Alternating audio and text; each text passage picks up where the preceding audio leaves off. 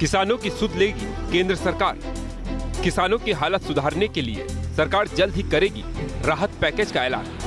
केंद्रीय मंत्रिमंडल कृषि संकट का समाधान करने और किसानों की आय बढ़ाने के लिए कृषि पैकेज को देगी मंजूरी।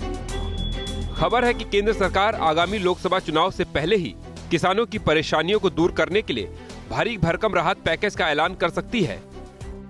बताया जा रहा है कि कृषि मंत्रालय ने किसानों की समस्याओं का समाधान करने के लिए केंद्रीय मंत्रिमंडल से कई सिफारिशें की है। इन सिफारिशों में अल्प अवधि और दीर्घकालिक दोनों ही तरह के समाधानों का सुझाव दिया गया है। इस बाबत आखिरी फैसला केंद्रीय मंत्रिमंडल की अगली बैठक में लिया जा सकता है।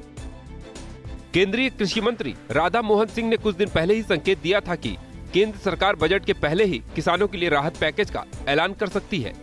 इसी आधार पर माना जा रहा है कि 1 फरवरी को बजट पेश होने के पहले ही केंद्र सरकार किसानों के लिए पैकेज का ऐलान कर उन्हें खुशखबरी दे सकती है।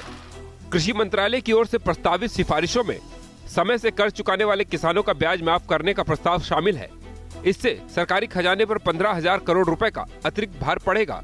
इसके अलावा फसलों के लिए बीमा पॉलिसी लेने वाले किसानों का प्रीमियम पूरी तरह से माफ करने का भी प्रस्ताव दिया गया है। दरअसल पिछले 2-3 सालों के दौरान किसानों की परेशानियों को जिस तरह से विपक्ष ने राजनीतिक मुद्दा बनाया है, उसकी वजह से सरकार के लिए चुनाव के पहले किसानों के लिए राहत पैकेज देना उसकी मजबूरी हो गई है, ताकि विपक्ष के एक बड़े मुद्दे को बेअसर किया जा सके।